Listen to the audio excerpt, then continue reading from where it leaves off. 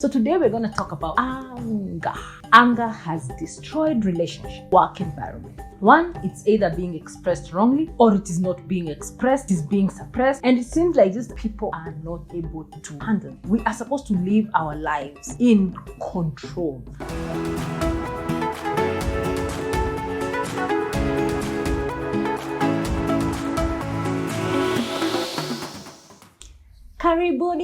Karibuni, welcome back. It's me, Vivian Buana, and this is Shonamoyo, where we talk, share, and empower. Have you been able to watch at least our last 2 episodes where we are trying to discover who we are, where we are trying to know what is our authentic self so that we can live a better quality life and reduce misunderstanding and offense around us? Have you been able to watch? Have you been able to do some of those exercises? I realize that sometimes we always put the pressure on people to know us, which really isn't fair because they are not us. So people can't really know you as much as you want them to know you. The best you can do is let them know you by you telling them who you are. And you can't do that unless you know yourself. So this is why we are doing this episode. So I hope you have managed to watch the previous episodes because it's really helping us grow and understand ourselves better. So today we're going to talk about anger. Let me tell you, anger has destroyed relationships. Anger has destroyed work environments. Anger has caused so many problems. Now, I'm not talking about righteous. Okay, there's righteous anger. Let's just talk about anger because anger has caused so many issues. One, it's either being expressed wrongly or it is not being expressed, it is being suppressed, it is blamed for everything. And it seems like just anger is this one thing that people are not able to handle. People are not able to control. But we are supposed to live our lives in control.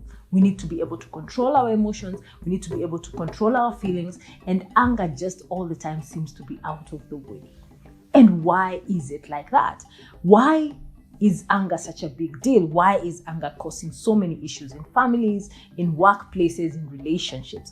Anger is defined as a defense emotional reaction that occurs when we are frustrated, when we are not getting our way, when we are feeling misunderstood, then we start feeling anger. And sometimes people don't even realize how their body responds to anger.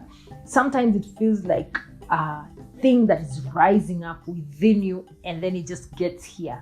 And then it feels like it is supposed to get out. It is supposed to get out. And then we feel like we lose control. And so it needs to just get out however it gets out. It can get out in screaming. It can get out in shouting. It can get out in blows and physical violence. And we need to know when we see that thing rising up within us, we need to realize it's coming, so that then we can be able to get control of it. Now, here are some things that we need to know about anger. Number 1, anger is a defense mechanism. So every time you're getting angry, please know that you're defending something. And number 2, whatever you're defending, it is something that you either don't like, something you don't want, something that is threatening you, something that is causing you a kind of frustration within you. Number 3, when we get angry, our focus narrows completely.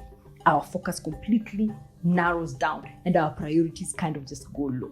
So what things were important at that time, it feels like they are thrown out the window. Things that mattered at that time are thrown out the window because your focus is narrowed down to this one thing that you are trying to defend. There is a demanding aspect to anger, which means that anger makes you want to do something. It demands something out of us.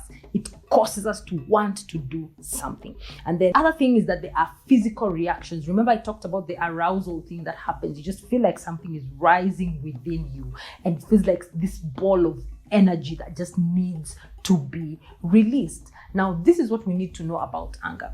Anger needs to be expressed. It needs to be expressed, but it needs to be expressed well. Secondly, suppressed anger is not healthy. The thing about people thinking about people managing their anger is they think that because you're able to suppress it and push it down, then it means that you're handling anger the best way. Actually, it is the exact opposite. It means that you're pushing something down that one day will come and explode, and when it does, it will not in a good way, because every energy that you're pulling down, remember, there's something that is rising within you, and then you're just taking it back down, taking it back down, taking it back down. It piles up after a while, and then it will explode, and it has never exploded in a nice way ever in history. So no, let's not suppress our anger, but then let's learn how to express our anger. So let's figure out, how do we manage anger? Well, number one, you need to acknowledge first of all that you're angry. Some of us refuse to recognize that we're angry. Sometimes someone can ask you, have I made you angry? No, I'm good, I'm okay. But in actual sense, you have to recognize that you're angry, because the moment you recognize it, remember we talked about recognizing things, being able to know who you are. So being able to know that you're angry will be able to give you control, because you know the kind of things that will arise from it, the physical reaction that will come from it. There are people who punch, there are people who scream, there are people who express it in different ways. So the faster you know that you're angry, the better you are to be in control of it. Number two, clarify the other person's intent. What does that mean? Sometimes people don't intentionally cause you anger or cause you to feel angry. Sometimes it could be just an unintentional mistake. So when you clarify the intent, it will also help you to know how well you're able to respond to it. Number three, decide what to do with your anger. This is where we fail most of the time, deciding what to do with the anger, because the decision that is made, the decision is made before an action is done. Remember, we talked about the thoughts and the thought affecting our behavior. So how you handle your decision, what you decide to do with that anger, is then what is going to decide what step you're going to take. You can choose to want to express it differently. And so let us look at the other ways how you will express your anger. You can express your anger by telling the person, hey, you've actually made me angry and I don't appreciate it when you did ABCD. You can choose to use, some people use actually physical exercise. They go take some time and just release that energy, use that physical energy and release that energy, so that then you can be able to compose yourself and then be able to express how you feel about it. You can focus on a task. You can be able to, choose to be assertive and not aggressive in how you handle the situation. The final one is you need to analyze and reflect on your management of anger. That means after a situation has happened, look back on it and ask yourself, did I handle it well? Could I have done better? Did I not express myself well? Because again, remember, suppressed feelings is not the way to go. There is something that psychologists use when they talk about managing anger. They call it the RETHINK. RETHINK is actually an acronym. RETHINK starts with R. R stands for recognize whether you are angry or just feeling guilt or shame or something. This is very important because sometimes we deny the anger, and when we do that, we suppress the feeling. Number two, empathize. Empathize. E stands for empathize with the person who is the target of your anger. Think about them.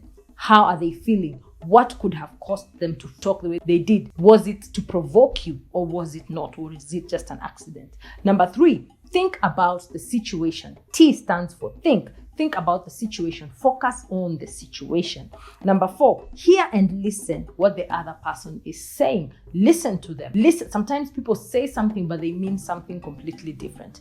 Be keen to listen. Next one, I. Integrate, love, and respect. That means you need to show respect to the other person. And then the next one is N. Notice changes in your body. Remember, we talked about anger rising up. We talked about that emotion that is rising up. Notice the changes in your physical body so that then you can be able to control them and manage them. Then the next one is K, which stands for keep your attention on the present subject. There are people who, when they get angry, they start bringing things that are not even a matter of the subject. Or even your mother, or even your sister, or your legs, things that were not even involved in the situation.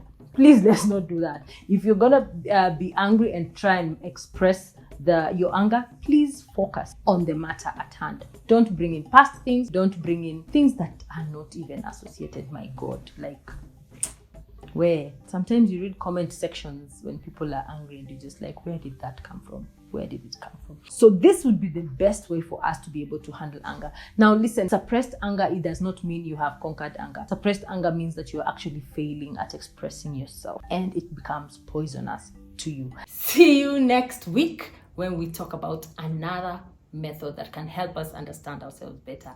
Bye bye.